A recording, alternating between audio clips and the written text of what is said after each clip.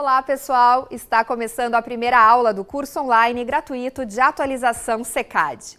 O SECAD é o Sistema de Educação Continuada à Distância da ArtMed, a maior e mais completa plataforma de atualização profissional da área da saúde no Brasil. Todos os nossos programas de atualização têm chancela das mais importantes sociedades científicas do país. Para conhecer como funciona o SECAD e saber sobre atualizações na sua especialidade, acesse o nosso site, que é www.secad.com.br. Antes de começarmos com a nossa primeira aula, tenho alguns avisos importantes. Primeiro, para receber o seu certificado de participação neste curso online gratuito de atualização SECAD, você deve assistir a este vídeo até o final e também ao vídeo de amanhã. O certificado será emitido com o nome que foi inserido na página de confirmação de presença. Então é importante você sempre marcar presença com o seu nome completo nos 2 dias. E o certificado será enviado por e-mail em até 7 dias úteis após os vídeos saírem do ar. Outro aviso, este vídeo e o vídeo de amanhã vão ficar no ar somente até a próxima terça-feira, às 23h59, horário de Brasília. Neste horário, nós vamos retirar os 2 vídeos do ar. Então, você tem aí alguns dias para assistir às aulas e marcar a sua presença. Bom, avisos dados, tudo pronto para começar a primeira aula do curso. É importante você saber que o conteúdo dessa aula foi elaborado por um autor dos programas de atualização do SECAD, com base em um artigo desenvolvido por ele. Você pode ter acesso a este conteúdo e muitos outros se inscrevendo em um dos nossos programas de atualização profissional.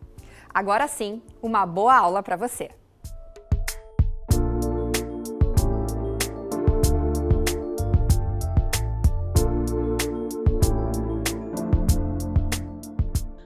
Olá pessoal, tudo bom? Meu nome é Marina Yazri Solis, sou nutricionista e hoje vou falar um pouquinho para vocês sobre a relação que a nutrição tem com a psoríase, né? Eu não sei se algum de vocês já ouviu falar sobre psoríase, vocês conhecem alguém que tenha psoríase, amigo, conhecido, familiares ou enfim, mas tem algumas coisas bastante interessantes que a gente pode pensar, inclusive no tratamento e prevenção, quando a gente pensa nos aspectos nutricionais. Mas antes de a gente falar sobre a nutrição propriamente dita, é importante que a gente entenda o que é psoríase, né?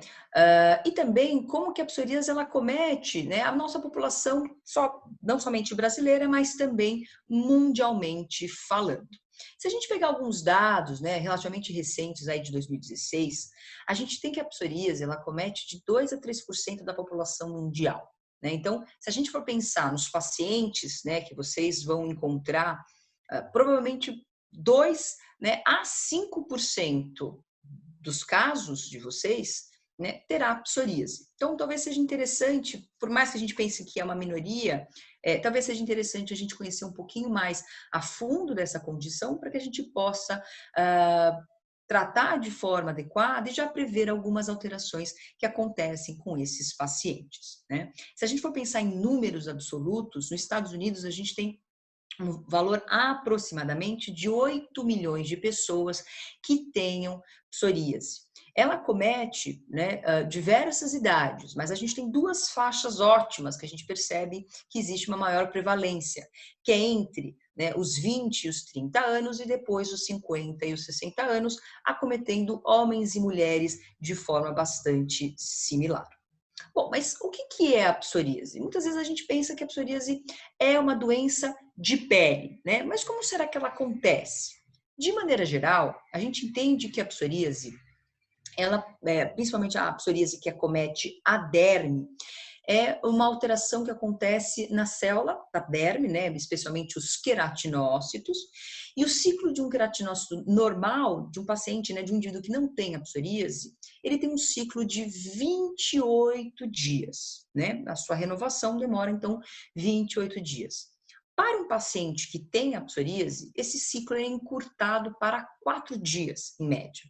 Ou seja, a gente verifica que o ciclo do queratinócito, ele acaba sendo encurtado e por isso começa a existir uma sobreposição tecidual. Mas não é só isso que acontece, né? Não é só uma hiperproliferação dessa célula. A gente percebe que acontecem diversas alterações nesse sistema. Então, se a gente olhar essa figura, né? Então, a gente tem aqui a nossa esquerda, uma característica de uma pele, né, de um paciente, de um indivíduo que não tem psoríase, e aqui à minha direita a gente tem uma foto de uma derme de um paciente que tem a psoríase. E a gente já percebe algumas alterações bastante interessantes. A primeira delas que a gente verifica, né, uma maior vascularização dessa pele. Além disso, a gente tem um espessamento, né, da epiderme e também a gente começa a ter aí o que a gente acabou de comentar, né, uma hiperplasia dos queratinócitos. Ao mesmo tempo, gera um processo inflamatório na própria pele, né? E aí a gente tem a formação das placas típicas de psoríase. Um paciente que tem a psoríase dérmica, né, muitas vezes ele acaba piorando esse processo inflamatório ao coçar, ao ter o contato excessivo, né, muitas vezes nas extremidades, e a gente começa, inclusive, a piorar essa condição e essas lesões tipicamente da psoríase. A psoríase ela pode ser classificada de diversas formas, né, de acordo com a localização, né, da pele, da derme. Então, alguns exemplos que eu mostro aqui a vocês, né? A psoríase vulgar, que é a mais comum, a psoríase gutata, que tem essa característica de gota, psoríase invertida, pustular, palmo plantar, que acomete as palmas e plantas dos pés.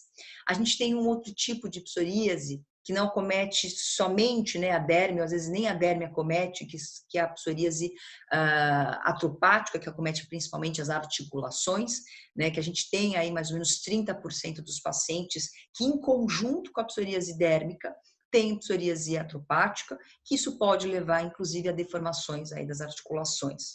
E uma outra forma de classificar a psoríase é por meio da sua severidade, ou seja, né, da área corpórea que as lesões elas acometem a superfície corpórea. E a gente tem a psoríase leve, então uma região, né, com menos de 3%, né, acometido pelas placas de psoríase, moderada, e acima de 10% a gente classificaria uma psoríase severa. Então essas são as formas que a gente comumente, né, classifica e encontra, né, a psoríase. Então, ela podendo ser dérmica e também nas suas articulações. Mas, erroneamente, muitas pessoas acabam considerando a psoríase somente, né, uma doença de pele, né? Às vezes muito confundida com dermatite ou com outras condições de pele, e muitas vezes a gente acaba só visualizando como uma pequena lesão e não enxergando todo, né, a evolução da psoríase que acontece, inclusive de forma sistêmica, né? E garanto a vocês que se a gente estiver falando de psoríase, especialmente da psoríase dérmica, que a gente consegue visualmente observar pelas lesões de pele, né? A gente consegue verificar que a psoríase é muito mais do que isso. A psoríase vai além da derme, né?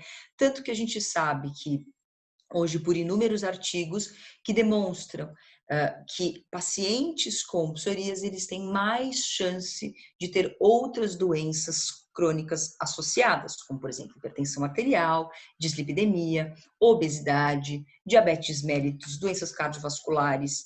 A gente tem também pacientes comumente com síndrome metabólica, que é a combinação, né, dessas condições crônicas. Pacientes com psoríase têm maior chance de ter osteoporose, a doença, né, do fígado gorduroso, então a esteatose hepática, outras doenças autoimunes também estão muito comumente, o paciente que tenha uma doença autoimune, que é o caso da psoríase, tem mais chance de ter uma outra doença autoimune, né? Além disso, verifica-se que o paciente com psoríase, ele tem maior chance de depressão e ainda um uso abusivo tanto de tabaco quanto álcool, né? Então, nesse sentido, é que a gente consegue perceber que a psoríase é muito mais do que somente uma doença de pele, como muitas vezes a gente pode erroneamente imaginar. E aí, essa imagem, às vezes um pouco assustadora, de a gente, às vezes, tentar entender todos os fatores associados à psoríase, e, de novo, não é a ideia hoje aqui, mas é basicamente para a gente poder entender que a evolução da psoríase para que ela acometa, eu preciso ter uma susceptibilidade genética, né? Então, a psoríase é uma doença autoimune e que para que ela possa ser desenvolvida, eu preciso ter já a susceptibilidade genética do indivíduo, associado com algum fator ambiental que sirva como gatilho para que essa doença ela se manifeste. E aí então eu começo a perceber que quando a psoríase ela se manifesta, eu tenho ativação do sistema imunológico, tanto inato quanto adaptativo, e aí eu posso verificar por essa cascata toda de sinalização que a psoríase ela acaba sendo, então acaba promovendo um processo inflamatório sistêmico generalizado, que acomete a derme, como a gente consegue verificar pelas lesões, então a gente verifica as placas de psoríase, mas a psoríase, como na última imagem do iceberg, a gente percebe que a derme é somente a pontinha do iceberg, porque uma série de outras alterações sistêmicas estão acontecendo, né? E muito, claro, de novo, com o envolvimento do sistema imunológico. Então, de maneira geral, a gente pode entender que a psoríase, ela é uma doença crônica, ela é uma doença sistêmica, porque acomete outros órgãos que não somente a pele, e uma doença autoimune com uma característica de ter aí um processo inflamatório exacerbado. Então, o paciente com psoríase, especialmente se ele tiver com a atividade da doença, a gente verifica diversos marcadores inflamatórios aumentados, como, por exemplo, o TNF-alfa, o interferon gama e outras interleucinas, como a 2, a 6, a 12, e também o PCR, que muitas vezes a gente consegue mensurar, né, avaliar corriqueiramente nos laboratórios. Apesar de a gente saber que a psoríase já tem esse padrão inflamatório sistêmico, quando a gente combina com uma outra condição também inflamatória e sistêmica, como, por exemplo, o excesso de adiposidade, que é muito comum nos pacientes com psoríase, e a gente sabe, de novo, que o tecido adiposo, ele promove, né, ele produz citocinas que estão associadas com o processo inflamatório, a gente tem essa inflamação sistêmica ainda mais potencializada, né? Então, a gente começa a verificar aqui a integração de uma doença sistêmica que tem um processo inflamatório associada com outras doenças sistêmicas, como no caso aqui o excesso de peso, a obesidade, que potencializa ainda mais, né, exacerba ainda mais esse processo inflamatório, piorando o curso da doença, exacerbando as placas de psoríase, e nesse sentido a gente começa já a imaginar como que a nutrição poderia atenuar, né, a própria doença. Infelizmente, a psoríase ela não tem cura, né, ainda pelo menos, mas ela tem tratamento e a gente já vai falar um pouquinho sobre isso. Mas antes de a gente falar sobre os tratamentos, algo que é importante a gente entender então é essa associação entre a psoríase, uma doença inflamatória, né, e as outras doenças de base inflamatória. Então, pacientes com psoríase, então, paciente que vocês forem atender, aquele paciente que tem psoríase, tenham certeza que ele terá 2 vezes mais chance de desenvolver uma ou mais doenças crônicas, como, por exemplo, obesidade, hipertensão, dislipidemia, a resistência insulinêmica, diabetes, doenças cardiovasculares, e essas condições, como eu acabei de falar, elas potencializam a doença, né, a própria psoríase. Fatores relacionados ao estilo de vida, ao hábito, como por exemplo o sedentarismo, o excesso, né, o consumo abusivo de álcool e o tabagismo, eles também promovem piora desse processo inflamatório, certo? Muito comumente, o paciente ele pode então desenvolver o que a gente chama de síndrome metabólica, né? Então, 20 a 50% dos pacientes que têm psoríase, eles têm síndrome metabólica. E é mais prevalente, né, a síndrome metabólica naqueles indivíduos que têm uma psoríase severa. E a gente começa aqui a entender que quanto mais severa for a psoríase, pior serão as consequências, né, ou aumento de incidência e prevalências das demais doenças crônicas, como, né, hipertensão, diabetes, levando ao paciente com uma síndrome metabólica. Pois bem, então comentei que a psoríase infelizmente não tem cura, pelo menos não até agora, mas a gente tem os tratamentos. Temos os tratamentos medicamentosos, né, especialmente os medicamentos imunossupressores para realmente suprimir o sistema imunológico. Entre os mais utilizados a gente tem a ciclosporina, muito utilizado, né, atualmente, só que com um valor mais elevado, são os medicamentos biológicos, que os pacientes têm tido muito sucesso quando utilizado. E, claro, se o paciente apresentar hipertensão, se o paciente apresentar diabetes, ele precisa realmente ser medicado especificamente para essas doenças crônicas que ele apresentar. Mas esses são os tratamentos medicamentosos, né? Tratamentos não medicamentosos, a gente tem algumas opções também, né? Então, a gente sabe, por exemplo, que o paciente que tem psoríase, se ele se expor, né, se ele se expuser ao sol, faz muito bem para as placas de psoríase. A gente percebe aí, inclusive, uma influência da vitamina D no sistema imunológico.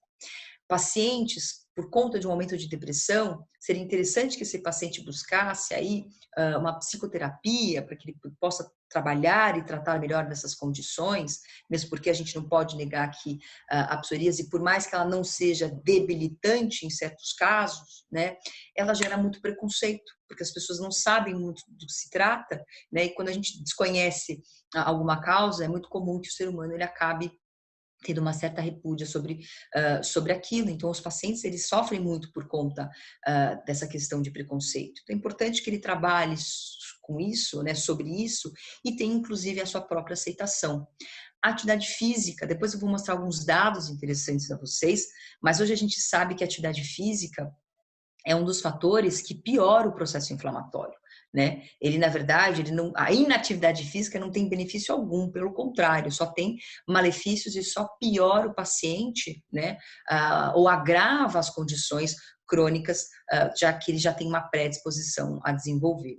E, por fim, a gente tem aí os aspectos nutricionais, os quais eu vou me dedicar, especialmente nessa nossa videoaula de hoje, né?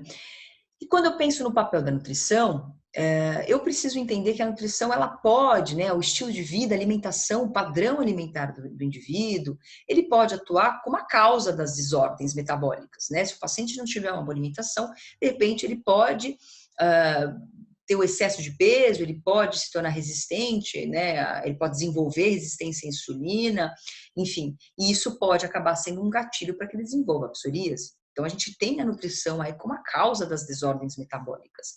Mas um outro cenário, a gente tem a nutrição como tratamento e prevenção. E é claro que aqui que a gente vai tentar valorizar para que a gente possa pensar em tratar o nosso indivíduo, nosso paciente, e até mesmo já pensar em algo preventivo, né? Então, se o paciente talvez hoje ele não tenha nenhuma alteração metabólica, mas se ele tem psoríase, não significa que ele não vá desenvolver no futuro, mas a gente já tem que pensar, né, em mitigar, em diminuir o risco de ele desenvolver qualquer alteração nesse sentido.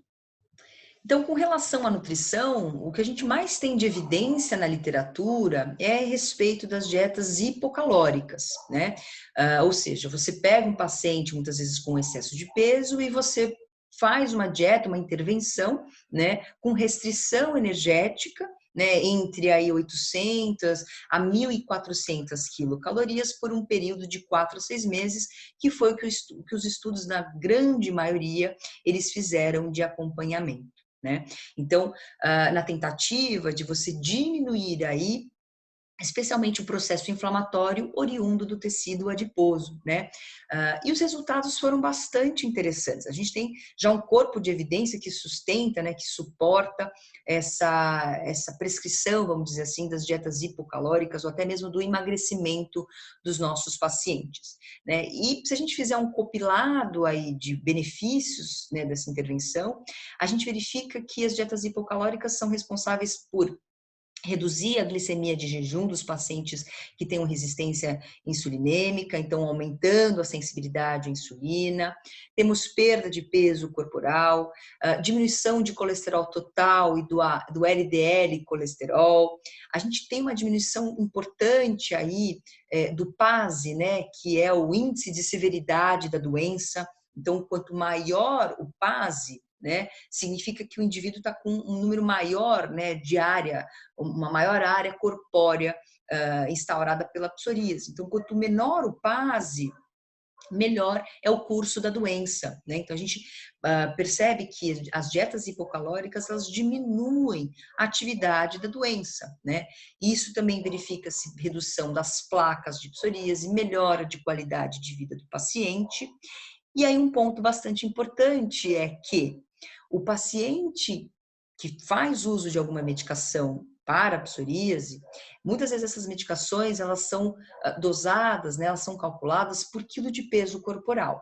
Então, se o paciente tiver o menor peso corporal, ele vai ter um consumo, uma administração menor da droga, né? Então, isso também acaba sendo um benefício mais longo prazo. Então, a gente verifica que as dietas hipocalóricas têm um efeito bastante interessante aí em diversos parâmetros de saúde do paciente com psoríase. E aí eu vou brevemente comentar um estudo que eles pegaram, né, pacientes com obesidade e eles dividiram em dois grupos, né? Lembrando que em ambos os grupos, os pacientes estavam recebendo a mesma medicação na mesma dosagem.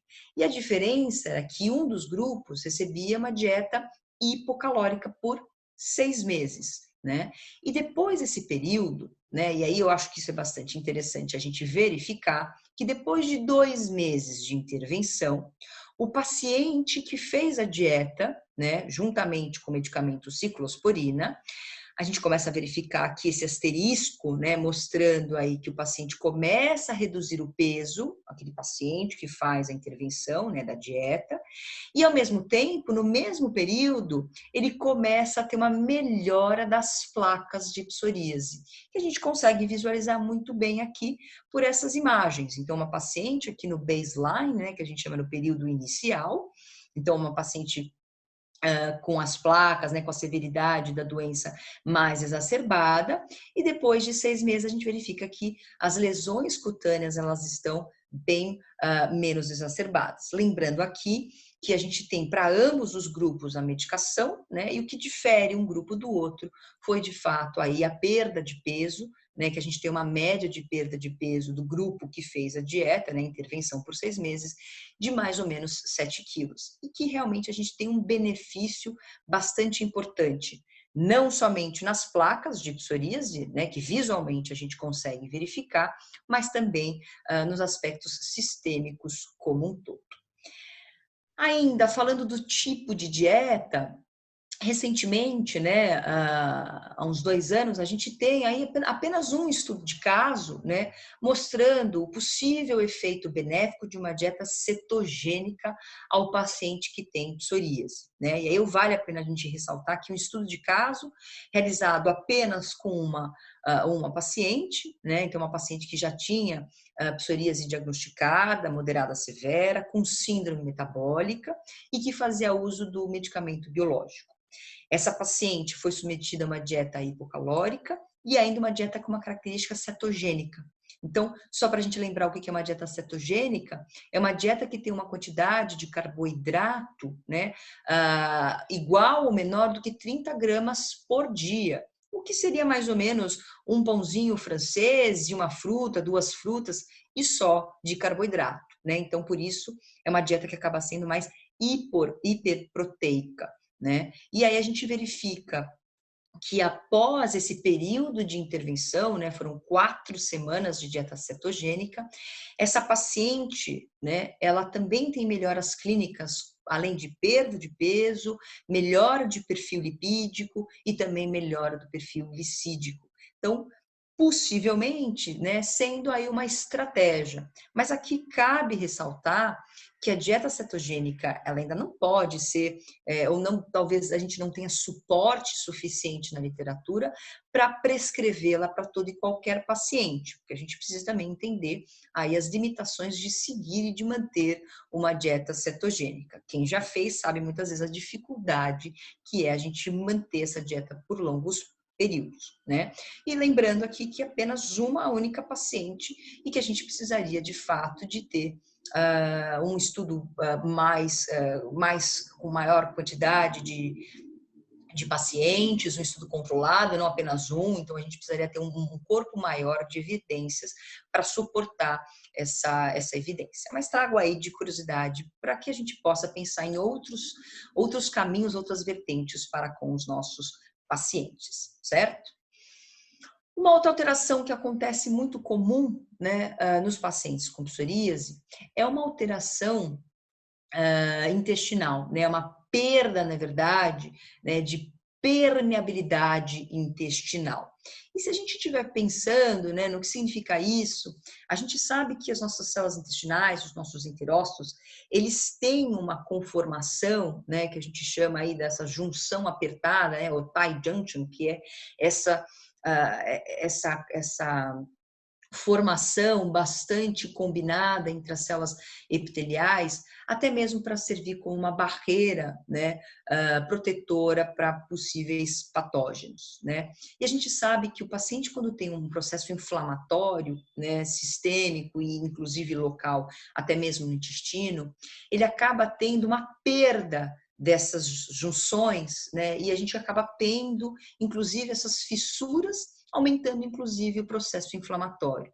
Então, o paciente com doenças autoimunes, né, o pacientes que já têm um processo inflamatório estabelecido, ele tem maior chance de ter essa hiperpermeabilidade celular. Então, permitindo, né, a entrada de toxinas, de patógenos, e muitas vezes está associada essa hipersensibilidade com o consumo de glúten, né? Então, alguns estudos colocam o glúten como um dos causadores, né, ou um dos nutrientes que poderiam potencializar o processo inflamatório dos pacientes com doenças autoimunes, inclusive com psoríase.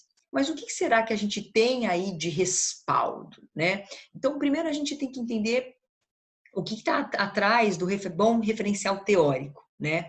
A gente tem dados na literatura mostrando que os pacientes com psoríase, eles têm mais ou menos 2,4 vezes mais chance, né, de ter aumento de marcadores específicos das doenças celíacas, né, da doença celíaca. Então, por exemplo, o anticorpo anti-endomísio, por exemplo. Então, a gente sabe que os pacientes, eles têm maior chance de apresentar esses anticorpos. Outro ponto importante, então a gente sabe que o paciente com uma doença autoimune, como é o caso da psoríase, tem mais chance de desenvolver outras doenças autoimunes, como é o caso da doença celíaca. Mas será que a prevalência é alta de pacientes com psoríase e que tenham doença celíaca, que justificaria, né, já pensando já numa prescrição, pensando na isenção do glúten? A gente sabe, né, pelos dados da literatura, que se a gente pegasse uma amostra de 100 pacientes com psoríase, apenas 4 desses pacientes de fato apresentariam a doença celíaca, né? Então, por mais que a gente tenha marcadores exacerbados, né, ou aumentados por alguns marcadores, não significa que o paciente ele tem doença celíaca. Ele pode ter aí uma sensibilidade aumentada ao glúten, mas é importante que a gente compreenda se existe os sinais e sintomas. Nem sempre o paciente ele vai ter, né, sinais e sintomas que muitas vezes talvez não justifique a gente eliminar o glúten de todo e qualquer paciente. E essa é uma pergunta que eu acabo deixando para o profissional, né, se vale ou não a gente retirar o glúten de todos. Então, lembrando que quando a gente fala do indivíduo, toda conduta ela tem que ser realmente avaliada, cada caso, associando os marcadores bioquímicos, laboratoriais, juntamente com seus sinais e sintomas. E aí, de curiosidade que eu trago a vocês, né, um estudo que foi publicado agora nesses últimos tempos, mostrando aí o consumo de glúten na população americana. Então, foi um estudo que conteve aí, que incluiu mais de 85 mil mulheres, e eles fizeram aí a divisão dessas mulheres de acordo com o consumo de glúten. Então, eles dividiram aí em quintis, né? Então, mulheres que tinham alto consumo de glúten e mulheres que tinham um menor consumo de glúten, e fizeram a comparação para verificar se o conteúdo de glúten da dieta seria um fator de risco, né, para o desencadeamento da psoríase, tentando, né, suportar aquela teoria inicial. E aí o que a gente verifica por meio aí dessa comparação, né, esse estudo de coorte que, como eu falei, envolveu muitos pacientes com psoríase, eles não verificaram nenhuma interação, né, nem da população que consumiu muito glúten, nem a população que consumiu pouco glúten, né? Então, mostrando que o glúten não teve influência, né, no desenvolvimento da própria condição. Então, mais uma vez, a gente pensando aqui em entender qual que é a realidade de cada indivíduo que a gente está trabalhando, que a gente está tratando. Uma outra possível estratégia que a gente pode pensar com os nossos pacientes, que eu tenho particularmente muito interesse, mas que eu já adianto que ainda faltam muitos estudos, especialmente com pacientes com psoríase, é o uso dos probióticos, né? Acho que os probióticos eles têm sido amplamente estudados, não é muito fácil estudar probióticos, mas a gente verifica, né, em diversas amostras, diversas populações, que os probióticos eles têm uma função bastante interessante, especialmente se a gente vai falando da regulação da flora intestinal. A gente tem evidências mostrando que os probióticos atenuam o processo inflamatório sistêmico e local, eles reduzem aquela hipermeabilidade intestinal e melhora o quadro clínico de algumas condições que isso já foi comprovado, inclusive, né, de doenças autoimunes, como artrite reumatoide, algumas doenças inflamatórias intestinais. Então, pacientes com retocolite, Crohn, muitas vezes acaba se beneficiando do uso dos probióticos, assim como inúmeras outras condições. Mas, infelizmente, a gente não tem nenhum estudo conduzido, né, especificamente que tenha testado a suplementação, o uso dos probióticos em pacientes com psoríase. Então, a gente ainda não consegue ter evidências que suportem essa afirmação, né, nos pacientes com psoríase, mas acredito que a gente teria um campo bastante promissor nesse sentido, né?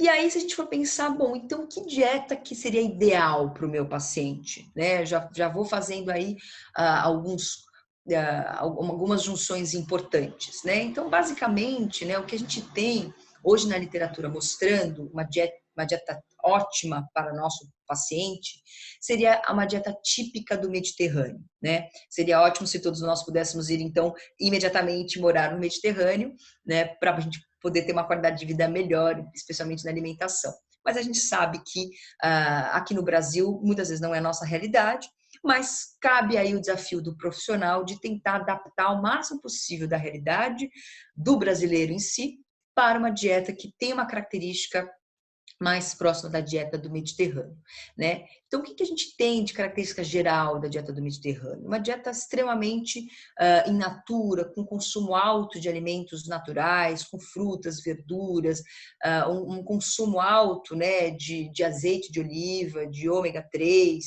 né, de peixe, frutos do mar. Então, a gente tem aí uma dieta com uma qualidade bastante interessante.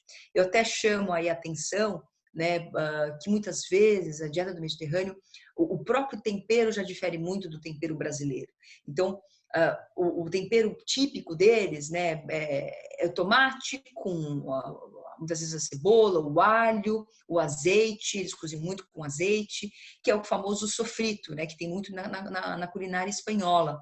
Então, a gente tem muito alimentos enriquecidos para montar pratos não somente frescos, mas as preparações, inclusive, aí cozidas e assim por diante. Então, a gente tem uma qualidade dietética muito alta quando a gente for pensar nas dietas típicas do Mediterrâneo. E seria ideal para o nosso paciente, né? Se ele não morar no Mediterrâneo, a gente pode tentar adaptar o máximo possível para as nossas populações aqui no Brasil. Que basicamente a gente teria então um aumento de ácidos graxos monoinsaturados, um aumento importante de alimentos antioxidantes, também polifenóis. Então, a gente teria aí compostos, né, que participam dos alimentos in natura mais naturais, que teriam um benefício bastante importante do processo inflamatório, né?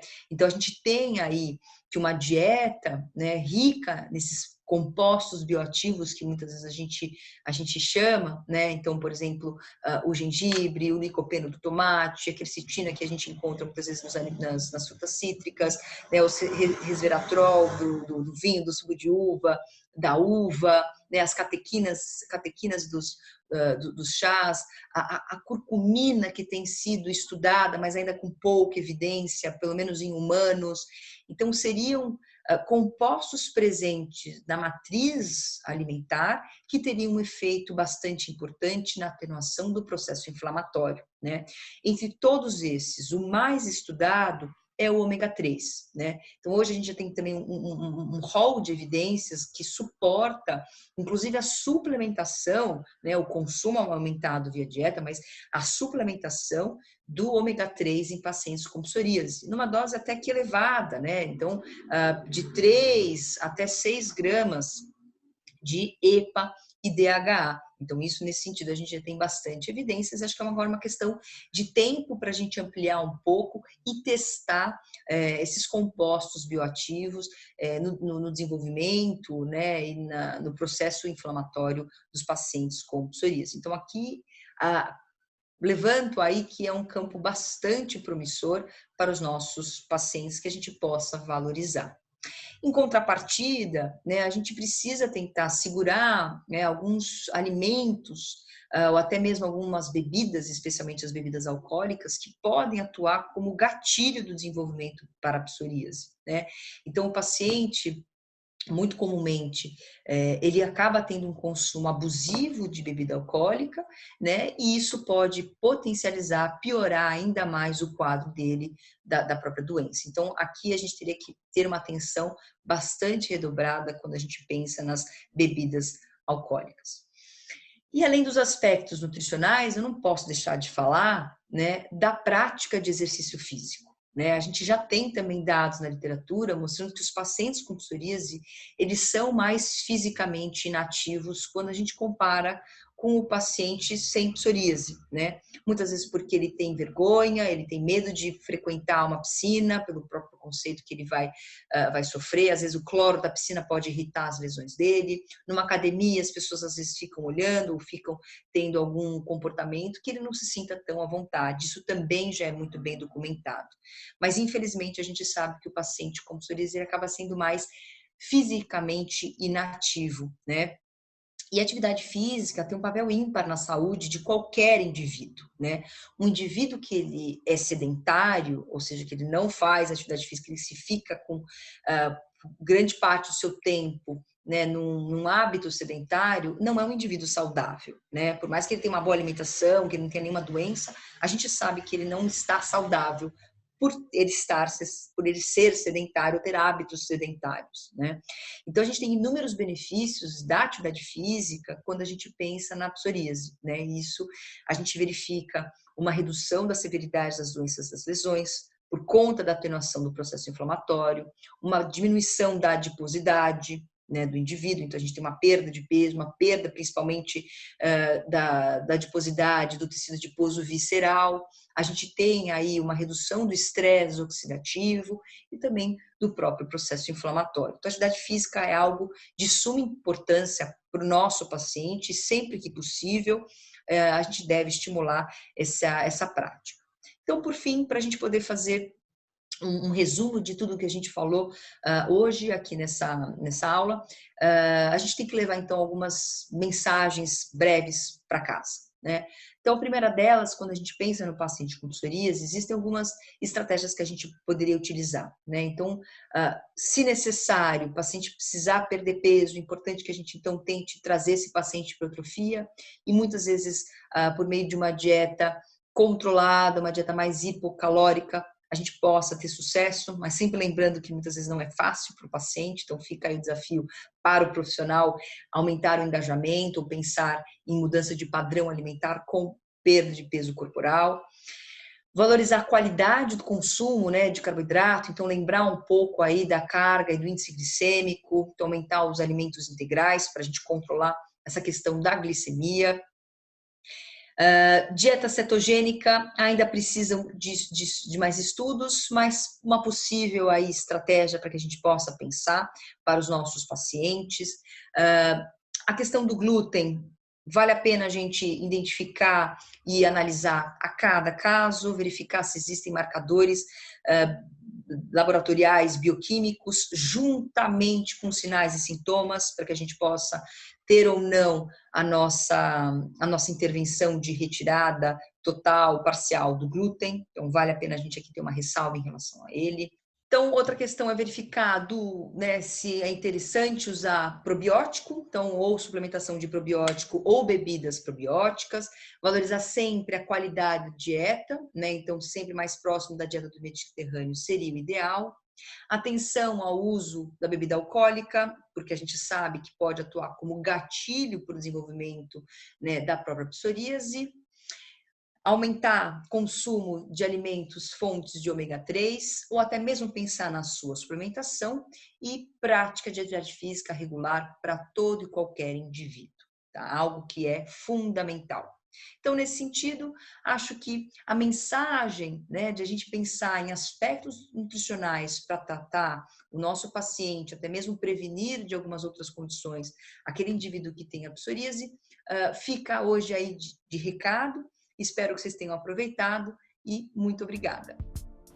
Bacana a aula, né? Espero que você tenha aproveitado todo esse conhecimento.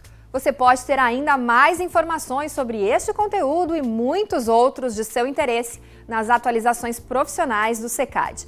É só ir lá no nosso site em www.secad.com.br e conferir.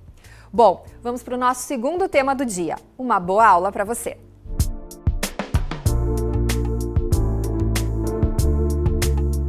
Olá, pessoal, tudo bem? Meu nome é Juliana Cato e eu primeiramente gostaria de agradecer o convite da SECAD em estar aqui falando com vocês sobre um assunto que eu gosto muito, que é a hipercolesterolemia familiar. Eu disse que eu gosto muito porque desde a minha formação em nutrição, desde que eu me formei, eu estudo doenças cardiovasculares. Então, eu faço doutorado na Unifesp na disciplina de cardiologia e eu sou diretora científica do Departamento de Nutrição da Sociedade de Cardiologia do Estado de São Paulo. Então, para a gente falar um pouco sobre a HF, então, a HF é a hipercolesterolemia familiar, que a gente vai chamar de HF. Ela é um transtorno muito comum e hereditário do metabolismo do colesterol, que leva à morbidade e mortalidade cardiovascular prematura. É uma das formas mais comuns de dislipidemia de base genética e que se caracteriza por níveis muito altos de LDL colesterol e por sinais clínicos bem característicos da doença, como, por exemplo, os sintomas tendíneos, mas que eu vou mostrar para vocês mais para frente o que seriam. E um risco aumentado de doença arterial coronariana prematura. Aqui eu trago para vocês uma figura que mostra que a doença HF, ela tem tanto a sua forma heterozigótica como a sua forma homozigótica. A sua forma heterozigótica, ela tem níveis elevados de LDL colesterol em torno de 190 miligramas. Então, quando você pega aquele indivíduo no seu consultório que apresenta uma LDL colesterol, né, o que a gente chama de colesterol ruim, acima de 190, você já pode desconfiar que aquele indivíduo possa ser portador de HF, tá? Em indivíduos homozigóticos, esses níveis são ainda mais elevados, então eles correspondem a cerca de 400 a 500 miligramas por decilitro de colesterol de LDL. Então, são níveis muito elevados. A HF, ela é considerada um problema de saúde pública e quando não tratada, indivíduos homens, cerca de 85% dos homens, 50% das mulheres, podem apresentar um evento cardiovascular antes dos 65 anos de idade. Então, para vocês verem como é uma doença comum, a gente consegue ver aqui que a sua forma heterozigótica, ela afeta 1 a cada 200 indivíduos. Então, provavelmente, você conhece uma pessoa que seja portador de HF. Já a sua forma mais rara, que é a sua forma homozigótica, ela pode ser encontrada a cada um indivíduo em 1 milhão. E indivíduos que são portadores de HF, eles têm 20 vezes mais chances de ter uma morte precoce por doenças cardiovasculares quando comparadas a outros indivíduos. Aqui eu trouxe para vocês uma figura que mostra a prevalência de diagnóstico de HF em diferentes países. Então, a gente pode ver aqui embaixo que a Holanda, por exemplo, ela tem altos níveis de diagnóstico, né? Uma prevalência de diagnóstico bem alta de HF. Cerca de 70% dos indivíduos portadores de HF, eles são diagnosticados na Holanda. Quando a gente volta o nosso olhar para o Brasil, a gente vê que menos de 1% das pessoas portadoras de HF são diagnosticadas. Por isso, a necessidade, né, da gente estudar um pouco mais essa doença, porque nós, como nutricionistas, a gente não pode fazer o diagnóstico, mas a gente pode sim encontrar sinais característicos da doença e encaminhá-los a cardiologistas para que eles possam fazer, assim, o diagnóstico de HF. Então, quando a gente pensa que menos de 1% da população portadora de HF ela é diagnosticada, a gente vê que principalmente isso ocorre por falta de informação sobre a doença para os profissionais da área da saúde em geral, né? A gente vê que é uma doença ainda pouco estudada e a sua forma heterozigótica, ela é confundida muitas vezes com uma dislipidemia comum, não uma dislipidemia de base genética, né? Então, ela é tratada como uma dislipidemia comum, onde a gente tem altos níveis de LDL e colesterol. Aqui eu trouxe para vocês uma figura que só mostra que como a HF é uma doença de base genética muito característica, né? Muito elevada, quando comparada a outros tipos de doenças de base genéticas. Aqui eu trouxe para vocês dados que nos mostram como é o perfil desses indivíduos. Então, a gente consegue ver que a HF, ela afeta tanto homens quanto mulheres, ela é mais prevalente em indivíduos obesos, e quando a gente compara raça e etnia, são de outros hispânicos, onde está a maior prevalência de HF. Esse infográfico eu gosto muito, porque ele diferencia o tipo heterozigótico, que é o mais comum, da sua forma mais agressiva, que é a sua forma homozigótica. Então, a gente consegue ver que há a mutação de um gene e aqui de 2 genes. Os valores de LDL e colesterol, eles são assim, então, de 190, como eu já disse, para heterozigóticos, contra 400 miligramas de homozigóticos. Quando a gente vai ver a doença arterial coronariana, ela começa a aparecer nos indivíduos homozigóticos ainda na infância. E nos indivíduos heterozigóticos, elas começam a aparecer entre 30 e 60 anos de idade. Esses indivíduos, eles respondem muito bem a tratamento farmacológico, quando comparados aos indivíduos homozigóticos que não respondem a esse tipo de tratamento, dos tipos de tratamento farmacológicos. Quando a gente fala em HF, ela é uma doença, então, autossômica dominante, que pode ser causada por mutação de genes, tanto de receptores de LDL e colesterol, como a ApoB, a PCSK9 e a receptores do tipo LDL RAP1. Aqui eu trago, então, para vocês dados que nos mostram quais são as principais mutações na HF. Então, com certeza, sem sombra de dúvidas, a principal mutação que vai levar à HF é a mutação no receptor de LDL e colesterol. Então, esses receptores, por muitas vezes, eles deixam de existir ou a sua capacidade de retirar LDL e colesterol da corrente sanguínea, ela é muito ineficiente. representando cerca de 85 a 90% dos casos de HF. Ele pode ter um número imenso de mutações, mais de 900 mutações diferentes no gene da LDL receptor, do receptor de LDL. A gente também tem a ApoB, que é a fração proteica das lipoproteínas LDL colesterol, né? Então, quando há mutação na ApoB, a gente também pode levar a casos de HF, que eu vou mostrar um pouquinho mais para frente para vocês como que ocorre. Elas afetam cerca de 5 a 10% dos indivíduos com HF.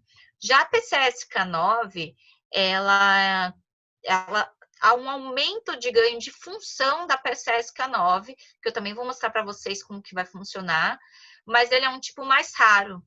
E a proteína adaptadora de receptor de LDL já é uma forma mais comum em indivíduos HF recessivos.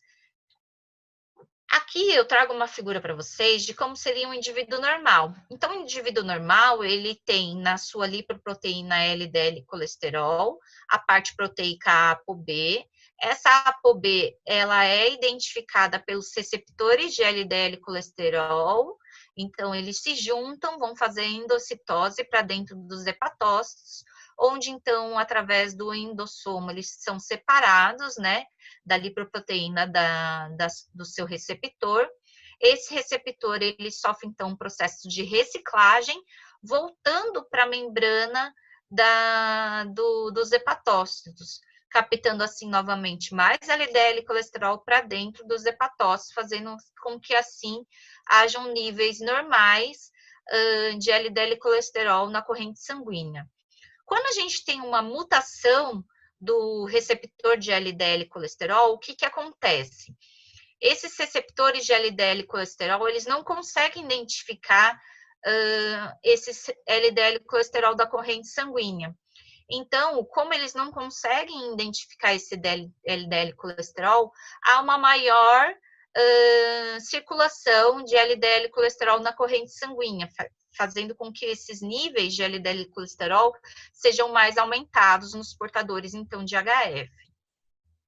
Aqui é só um desenho para a gente ilustrar, então, esse processo, como ele funciona. Então, aqui em azul a gente tem os receptores de LDL colesterol, em amarelinho a gente tem as lipoproteínas da LDL, que o que acontece? Elas, então, têm a sua parte proteica, que é a ApoE e a ApoB100, que fazem com que o receptor de LDL identifique, então, essa LDL colesterol. Ele, então, sofre um processo de endocitose, e aí, no endossomo, eles são, então, separados, fazendo com que o receptor de LDL colesterol, ele volte para a membrana do hepatócito, para que haja, assim, captação de mais lipoproteínas desse tipo. Quando a gente tem um ganho de função da PCSK9, o que acontece? A PCSK9 ela é produzida no complexo de Golgi, naturalmente. Então, essa PCSK9, o que acontece? Quando ela se liga ao receptor de LDL colesterol, ela faz com que esses receptores eles sejam degradados, né? Então, aqui nessa figura a gente consegue ver a degradação, então, desses receptores de LDL colesterol. Se a gente tem menos receptores de LDL colesterol, a gente tem menos captação desse tipo de lipoproteína para dentro dos nossos hepatócitos, fazendo com que, assim, então, haja uma maior circulação de LDL colesterol na corrente sanguínea. Né? Aqui nessa figura a gente vê, então, essa PCSK9 se ligando ao receptor, fazendo, então, com que eles sejam, então, degradados. Então, muita PCSK9 na circulação significa que a gente tem um menor número de receptores e uma menor captação de LDL colesterol, fazendo com que, assim, eles ficam, então, na corrente sanguínea. A gente também tem a disfunção da ApoB. A ApoB é a fração proteica que faz com que o receptor reconheça essa lipoproteína. Quando a gente tem uma disfunção da ApoB, os receptores não conseguem identificar essa LDL colesterol, fazendo com que, assim, então, haja uma maior circulação de LDL e colesterol na corrente sanguínea. Então, esses são os três principais tipos de mutações nos genes de receptor de LDL e colesterol, no ApoB e na PCSK9, são os principais tipos encontrados, então, na HF. E aí eu trago para vocês, então, os sinais clínicos da hipercolesterolemia familiar. Um dos principais é o arco corneal. Então, o arco corneal é um sinal clínico que nós, nutricionistas, conseguimos identificar, que é essa parte branca ao redor dos olhos, né? Aqui a gente consegue ver nitidamente que a pessoa, ela tem essa parte branquinha, como se fosse um arco dentro dos olhos. Então, se você estiver lá atendendo um paciente que tem esse arco corneal, quando você começa a olhar para os olhos dos pacientes, né? Então, eu sempre falo para os nossos estagiários e para os outros nutricionistas que eles olhem bem nos olhos dos pacientes, né? Porque se você vê esse arco corneal juntando com um perfil lipídico alterado de LDL e colesterol, você pode suspeitar que aquele indivíduo seja portador da doença. Aqui nessa figura a gente também consegue ver um chantelasma, que é esse acúmulo de colesterol ao redor dos olhos. Aqui a gente consegue ver melhor nessa mulher, né, que tem então esse acúmulo de colesterol aqui ao redor dos olhos, chamado então de chantelasma. Outra característica da HF, um outro sinal clínico, é a presença de xantomas, principalmente no tendão de Aquiles. Então, xantomas tendinosos, mas eles podem aparecer em outros lugares, tá? Essa daqui já é uma forma mais difícil de nós, nutricionistas, identificarmos sinais clínicos da HF, mas médicos são capacitados para tal. Em indivíduos homozigóticos, esses sinais clínicos, eles aparecem ainda na infância. Então, a gente aqui consegue ver nitidamente esses sinais clínicos em crianças.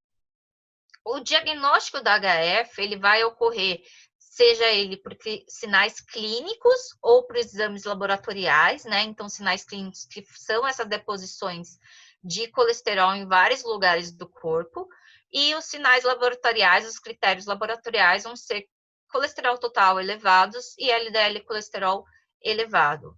A gente também pode fazer uma avaliação do histórico familiar daquele indivíduo. Então, ver se há história familiar de hipercolesterolemia ou de doença cardiovascular prematura naquela família. Então, você pode perguntar para o indivíduo que seja um possível portador de HF, como que é a família dele. Então, se ele tem indivíduos na família com mais de 60 anos que faleceram por morte por doenças cardiovasculares, né? Ou perguntar ainda como que é o colesterol na família, né? Nos pais ou mesmo nos irmãos, para que a gente consiga, então, identificar esses pacientes. O padrão ouro para diagnóstico de HF é mesmo um teste genético, que é onde vai ver, então, se há mutação de algum daqueles genes, para que a gente consiga, assim, fechar o diagnóstico de um portador de HF, que a gente chama de caso índice. Esse daqui é um questionário que é utilizado no Brasil, né, o Dutch MatchPad, onde a gente vai ver, através de pontos, se aquele indivíduo ele pode ser um possível portador de HF, provável ou certeza portador de HF. Então, a gente tem aqui, por exemplo, parentes de primeiro grau portador de doença vascular coronariana prematura, menor que 55 anos nos homens, menor que 60 anos nas mulheres, a gente tem um ponto, por exemplo. Níveis de LDL e colesterol acima de 330, entre 250 e 329, e assim vai. A gente vai somando os pontos até ver se aquele indivíduo tem mais de 8 pontos para certeza de diagnóstico de HF, provável HF entre 6 e 8 pontos, e possível entre 3 e 5 pontos, tá? E aí, a partir que a gente identifica um indivíduo, que a gente chama de caso índice, né, de portador de HF, a gente vai investigar, então, a sua família. Porque como é uma doença hereditária, a gente tem que ver, então, os pais dessa pessoa, os irmãos, os filhos, os netos e assim por diante. Lembrando que indivíduos, caso índice, né, que é o primeiro que a gente identifica, cerca de 50% dos seus parentes podem ter ou desenvolver a doença, né? 25% de chance em parentes de segundo grau e 12,5% de chances em parentes de terceiro grau.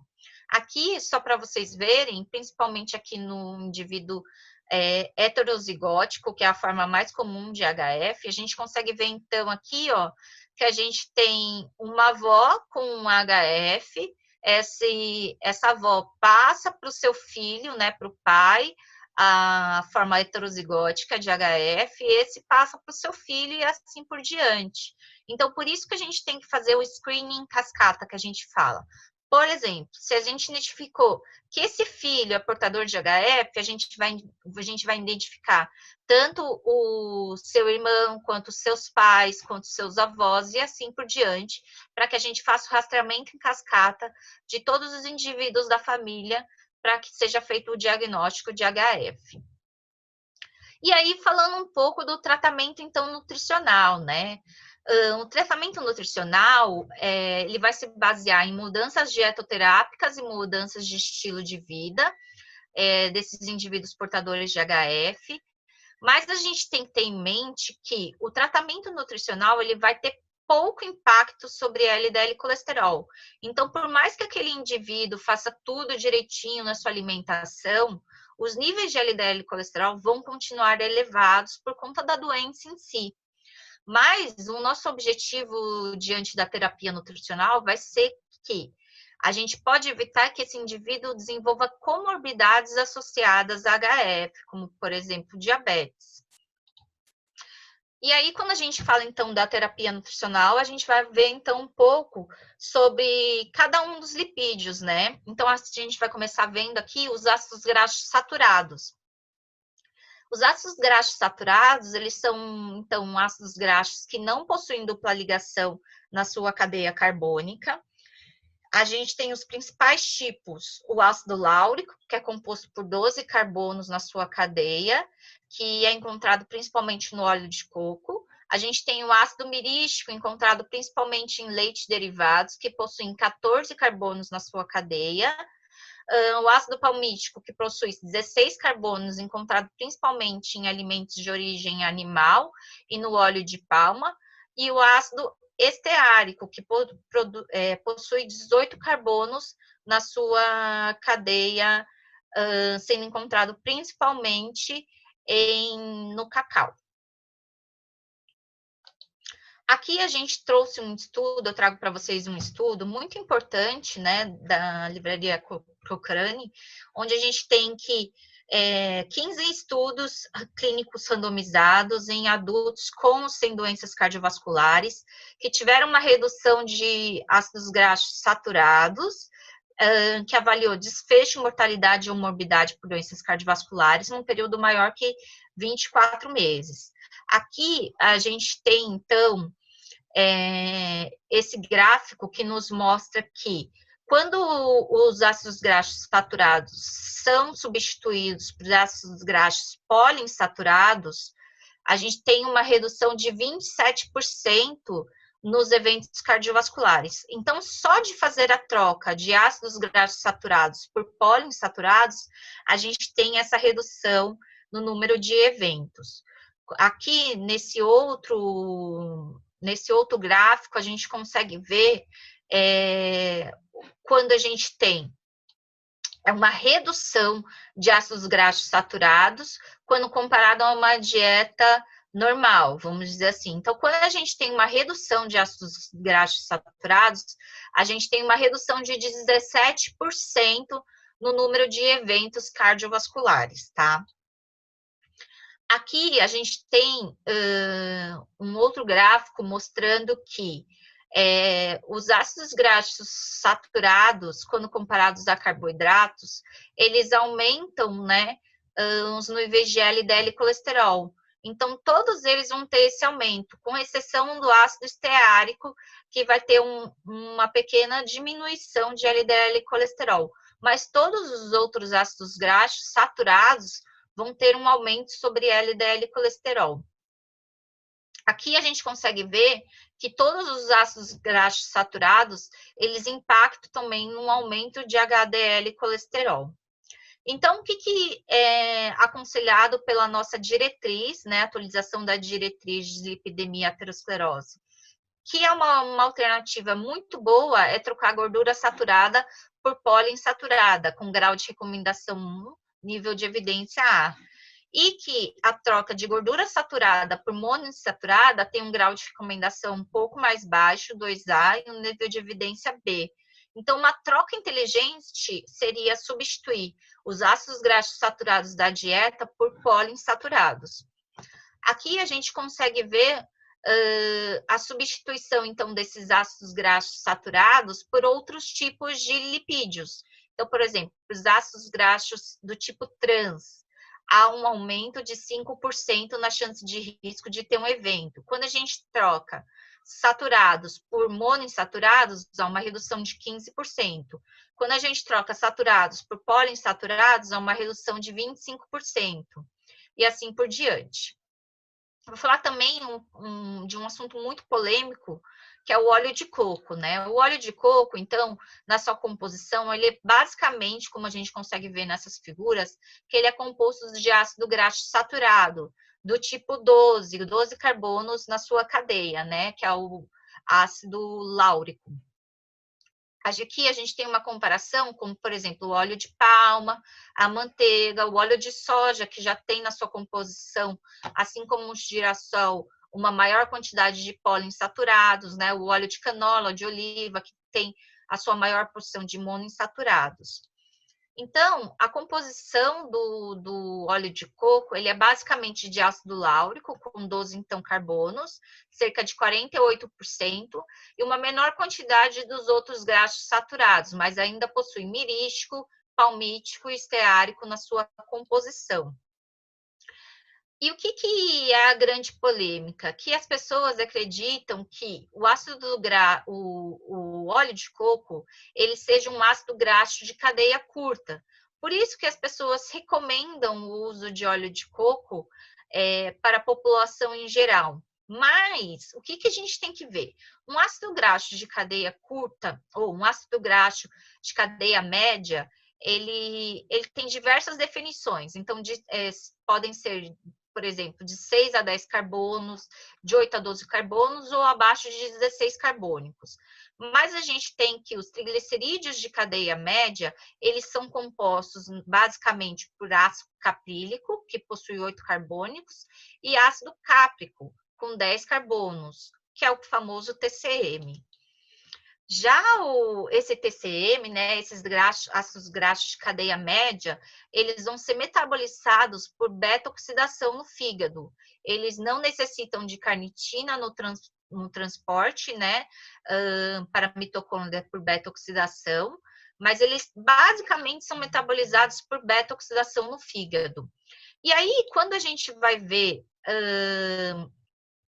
o ácido láurico, que é o principal ácido graxo saturado encontrado no óleo de coco, cerca de 48%, né, de ácido láurico, a gente vê que 30% não havia beta-oxidação, ou seja, ele não é considerado um ácido graxo de cadeia média, como acreditava-se, né?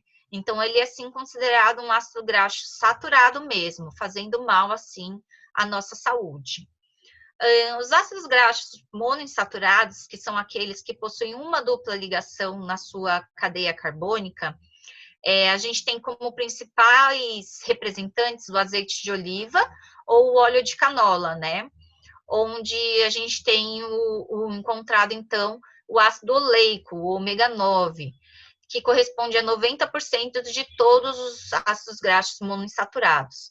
Eles também são encontrados, o monoinsaturado, em oleaginosas, como, por exemplo, na macadâmia, 59% é de gordura monoinsaturada, na avelã, no amendoim, no pistache, na castanha de caju e nas amêndoas.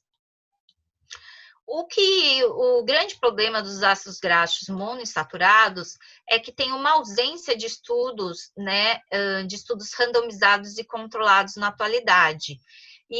Mas o que se sabe é que há uma melhora do perfil lipídico sanguíneo, uma melhora de parâmetros inflamatórios e uma melhora de fatores de risco típicos de doenças cardiovasculares. Mas ainda não é clara a sua relação com mortalidade por doenças cardiovasculares, mas sim, é uma gordura do tipo boa, que vai melhorar os perfis lipídicos, né? Aqui nessa tabela, a gente tem mostrando, então, que, como, por exemplo, 7% do valor calórico total é provindo de monoinsaturado, 10% e 30%, ou 13%. A gente consegue ver que o colesterol total, ele diminui à medida que se aumenta a quantidade de ácidos graxos monoinsaturados na dieta. O LDL colesterol, ele também sofre uma queda, né, uma diminuição, com relação, quanto maior os níveis de monoinsaturados na dieta, menores são os níveis de LDL colesterol. Falando então um pouquinho sobre ácidos graxos do tipo trans, né, que é conhecido como o 18 carbonos e uma dupla ligação na sua cadeia carbônica. A gente tem que lembrar que os ácidos graxos trans, eles também são encontrados naturalmente, né, na gordura de laticínios e carne de ruminantes, né, mas ela surgiu em 1950 e ele era amplamente utilizado em alimentos processados, então em margarinas, frituras e produtos de panificação. Por que os ácidos graxos trans eles eram utilizados? Porque eles tinham um menor custo de produção, uma maior vida de prateleira dos alimentos e vantagens sensoriais sobre a palatabilidade, ou seja, eles deixavam os alimentos mais gostosos, né? Então, parecia uma ótima ideia utilizar os ácidos graxos trans na alimentação, né? Nos produtos industrializados. Mas não durou muito, porque a gente teve um artigo publicado na década de 90 no The Lancet, mostrando que, na verdade, quanto maior a quantidade de ácidos graxos trans na nossa dieta, maior era o risco de ter algum evento cardiovascular. Então, essa grande ideia caiu por terra, né? Então, os ácidos graxos trans, eles são mais heterogêneos do que os próprios ácidos graxos saturados, eles aumentam o LDL colesterol, colesterol total e triglicérides. Então, um aumento de 2%, por exemplo, do valor calórico de ácidos graxos trans, aumenta em 23% a incidência de doença arterial coronariana. Então, hoje, a gente recomenda que o consumo de ácidos graxos trans seja zero na alimentação. Então, a Dinamarca foi o primeiro país que proibiu a utilização de ácidos graxos do tipo trans em 2003, e a recomendação da OMS, da Organização Mundial de Saúde, é que os ácidos graxos trans não seja maior que 1% do valor calórico total. Mas a nossa atualização da diretriz de dislipidemia recomenda excluir qualquer alimento que tenha na sua composição ácidos graxos do tipo trans. E aí, falando um pouco dos poliinsaturados, que é o ômega 3 e o ômega 6, né? Então, aqui a gente tem, então, que o ácido linolênico, né, que é o linoleico, que é o ômega 6, ele tem 18 carbonos e 2 duplas ligações, quando comparado ao ômega 3, que tem na sua cadeia 18 carbonos e 3 duplas ligações. Eles sofrem o mesmo tipo de dessaturação, né? Com o mesmo tipo de dessaturação, né? E elongases. Mas o ácido graxo ômega 3, ele forma na sua composição o EPA e o DHA, que são benéficos para a saúde, né? Encontrados principalmente em peixes, né? E algas marinhas. Aqui eu trouxe para vocês um estudo publicado no JAMA, que foi uma meta-análise com mais de 77 mil indivíduos, onde ele avaliou 10 estudos, com no mínimo 500 pessoas nesses estudos, com follow-up mínimo de 1 ano, todos com suplementos de ômega 3. E ele viu que o quê? Que os resultados não fornecem suporte para as recomendações do uso de 1 grama de ômega 3 por dia em indivíduos com histórico de doença coronariana para a prevenção de doenças cardíacas futuras. Então, esses dados nos mostram que, para prevenção, não é recomendado o uso de ômega 3. E aí os resultados, eles estão em andamento ainda para avaliar se altos níveis de ômega 3, altas doses, né, como por exemplo 3 a 4 gramas, pode ter esse evento significativo sobre eventos cardiovasculares. Aqui a gente tem uma revisão sistemática, né, solicitada pela OMS, que a gente tem 79 estudos com mais de 112 mil participantes, que tiveram aconselhamento dietético para suplementação de ômega 3 na dieta, com follow-up mínimo de 12 meses. E eles verificaram que esses indivíduos que consumiam o ômega 3, eles não tiveram uma redução de mortes por todas as causas, ou morte por doenças cardiovasculares diferentes, significativas, quando havia suplementação de ômega 3. Então, o ômega 3 não é recomendado para prevenção de doenças cardiovasculares, mas quando o ômega 3 é, então, recomendado? Ele é recomendado principalmente a sua suplementação de 2 a 4 gramas em indivíduos que tenham uma hipertri elevada, maior que 500 miligramas. Aí sim a gente vai ter um grau de recomendação 1 com nível de evidência A. A nossa diretriz de lipidemias também recomenda um aumento, né, da população brasileira do consumo de peixes. Então, um consumo maior que 2 porções de peixes por semana vai estar associado a uma redução de risco cardiovascular entre indivíduos de prevenção primária e secundária. Então, esses são 2 principais casos que a gente tem a recomendação de ômega 3. O ômega 3, ele vai agir sobre os triglicérides, principalmente porque quando a gente faz a suplementação desse ômega 3, ele vai agir sobre PIPAR alfa. Essa PIPAR alfa, ela vai agir sobre o aumento da beta-oxidação e a diminuição da lipogênese hepática, fazendo assim com que a gente tenha uma inibição da síntese de triglicérides.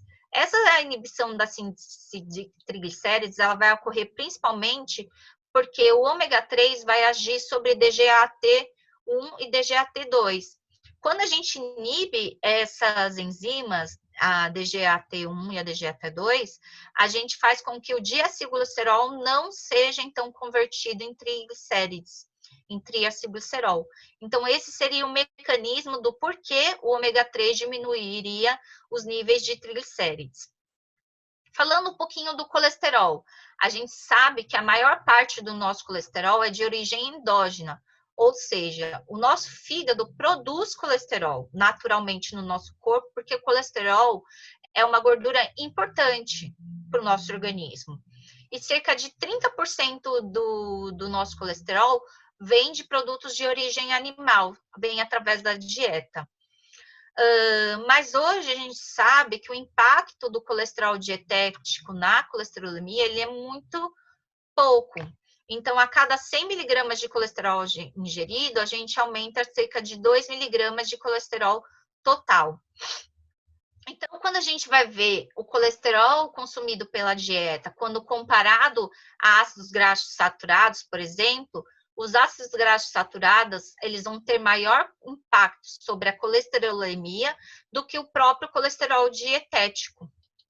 Então, a atualização da Diretriz Brasileira de Dislipidemia e Prevenção de Aterosclerose nos traz que recente meta-análise mostrou que o colesterol alimentar exerce pouca influência na mortalidade cardiovascular, embora neste estudo tenha sido demonstrada a linearidade entre o consumo de colesterol alimentar e a concentração plasmática de LDL colesterol. Já o consumo de ovos, o aumento de consumo de ovos em um contexto de dieta de baixo teor de gordura, manteve a relação LDL-HDL, tanto em indivíduos que absorvem mais colesterol da dieta, quanto nos hiporresponsivos. Em razão desses estudos mais recentes na literatura, as atuais diretrizes internacionais para a prevenção de cardiovascular mostram que não há evidências suficientes para estabelecimento de um valor de corte para o consumo de colesterol na dieta. Ou seja, antes a gente tinha, por algumas diretrizes, né, a de cardiologia, de diabetes, que o consumo máximo de colesterol dietético, né, ou seja, o colesterol provindo da dieta deveria ser no máximo 200, 300 miligramas. Mas hoje a gente sabe que esse colesterol dietético ele tem pouco impacto sobre a hipercolesterolemia. Então, as diretrizes atuais não têm recomendações de níveis máximos de colesterol provindos da dieta. E aí, falando um pouquinho mais de terapia nutricional, a gente vai ter os fitosteróis, que são esteróis vegetais, né? O que acontece? Os fitosteróis, eles possuem uma estrutura química muito semelhante ao colesterol. Então, esse fitosterol, quando ele é absorvido, né, ingerido na nossa dieta, ele compete com o colesterol na formação das micélulas. Lembra que as micélulas são aquelas necessárias para que a gente tenha um transporte dos lipídios, da luz intestinal para dentro dos enterócitos, né? Então, essa competição através da sua estrutura química, por eles serem muito semelhantes, eles competem na formação de micélulas. E quando a gente tem essa competição, o fitosterol leva vantagem, ou seja, ele é mais absorvido e o colesterol, então, é mais excretado. Aqui a gente tem um estudo publicado feito com uma população de São Paulo, no Brasil, né? Onde ele viu que essa população de São Paulo, ela tem um consumo médio de 100 miligramas de fitosterol por dia, né? E aí, então, a gente tem aqui, ó, que São Paulo consome em média 101 miligramas de fitosterol por dia, a Itália 132, sendo o México aquele que apresenta o maior consumo de fitosteróis na dieta, principalmente por causa que eles são encontrados nos alimentos, como, por exemplo, o abacate. E aí vocês podem me perguntar, tá, Juliana, então para que a gente tenha benefícios do fitosterol sobre a saúde cardiovascular, qual seria a quantidade ideal? A quantidade ideal seria 2 gramas por dia. Então, a gente pode ver que a nossa alimentação, ela não consegue fornecer a quantidade ideal recomendada para que a gente tenha diminuição no risco cardiovascular. E aí, então, onde a gente encontra o fitosterol, né? A gente encontra em produtos de origem vegetal, tomate, cenoura, oleaginosas, abacate, óleos. Então, para que a gente consiga atingir a quantidade de 2 gramas por dia de fitosterol, seriam necessários que a gente consumisse 340 tomates, 15 abacates ou 400 ml de óleo de canola por dia, o que tornaria inviável, então, esse consumo. Então, o fitosterol, basicamente, ele é suplementado. Então, os indivíduos com hipercolesterolemia familiar, eles podem se beneficiar da ingestão, da suplementação de fitosteróis, para que assim haja uma redução da LDL colesterol.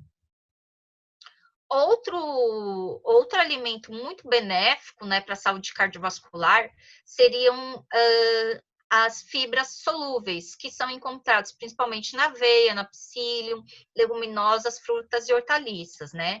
A gente tem evidências de que, principalmente a aveia, seria uma interessante fonte de fibras solúveis para que a gente tenha, então, impacto sobre as doenças cardiovasculares. Então, a gente tem que o FDA recomenda 25 a 35 gramas de fibras, sendo 3 gramas solúveis. E o Guia Alimentar nos traz uma recomendação de 25 gramas de fibras por dia. Quando a gente vai... Por que a gente fala da aveia, né? Sendo que a gente tem outros, como, por exemplo, o psyllium, que é muito mais estudado. Porque na nossa população brasileira, a gente tem que a aveia seria um dos alimentos mais fáceis de serem consumidos, para que assim a gente tenha impacto sobre a saúde cardiovascular através das fibras alimentares, das fibras solúveis. E quando a gente pensa na aveia, a gente tem aveia de diversas formas, flocos, farelo, farinha, não é verdade? Mas, se você tiver que escolher um tipo de aveia, escolha o farelo de aveia, porque é nele que é encontrado as maiores quantidades de fibras solúveis.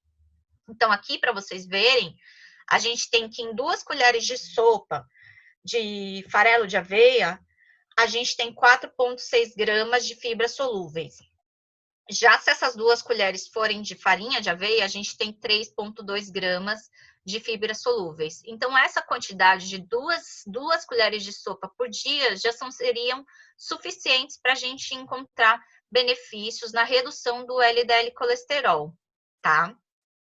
Então, eu queria trazer para vocês que a conscientização da hipercolesterolemia familiar, ela acontece no dia 24 de setembro. Quando você encontrar algum indivíduo que seja possível portador de HF, você deve encaminhá-lo para um cardiologista, né? Aqui em São Paulo, por exemplo, a gente tem na Unifesp, no INCOR, né, ambulatórios específicos que fazem testes genéticos, né, para que sejam identificados esses indivíduos que sejam portadores de HF, tá? Então, você pode encaminhá-los também para lá, mas na sua cidade você também pode encontrar informações na Associação de Hipercolesterolemia Familiar, para que você veja para onde você pode encaminhar esse paciente. Então, apesar de nós nutricionistas não fazermos o diagnóstico, é muito importante que a gente se atente aos sinais clínicos e laboratoriais, para que assim a gente possa fazer um possível diagnóstico de HF e encaminhá-lo corretamente, para que assim toda a sua família seja, então, tratada de forma adequada, tá? Então, era isso que eu tinha para falar para vocês. Eu quero agradecer, então, a disponibilidade da CECAD e deixar para vocês os meus contatos, caso vocês tenham alguma dúvida, tá? Então, é isso. Muito obrigada. Muito boa a abordagem deste assunto, né? Reforço que o conteúdo desta aula foi elaborado por um autor dos programas de atualização do CECAD, com base em um artigo desenvolvido por ele. Você pode ter acesso a este conteúdo e muitos outros do seu interesse se inscrevendo em um dos nossos programas de atualização profissional. É só ir lá no nosso site, que é o www.cecad.com.br e conferir. Bom, pessoal, o primeiro dia de aulas do curso online gratuito de atualização CECAD vai ficando por aqui. Como o próprio nome já diz, este curso está sendo promovido pelo Sistema de Educação Continuada à Distância, o CECAD, em parceria com a ArtMed. E nós estamos com uma promoção imperdível para quem está participando deste curso. Ao adquirir qualquer uma das nossas atualizações profissionais, você ganha R$ 500 em livros das editoras ArtMed, Artes Médicas, McGraw-Hill ou Bookman. Abaixo deste vídeo, nós separamos algumas atualizações que podem ser do seu interesse. Clique nelas para conhecer mais detalhes. E para garantir a promoção, digite este cupom que aparece aqui na tela na hora da compra. Amanhã teremos mais um encontro com outros profissionais convidados e o vídeo será liberado a partir do 12h30 no horário de Brasília. Assim que você receber o e-mail de liberação do vídeo, clique no link que será enviado e registre a sua presença com seu nome completo e e-mail. Só assim você garante a emissão do seu certificado, ok? Então, eu espero você. Até mais!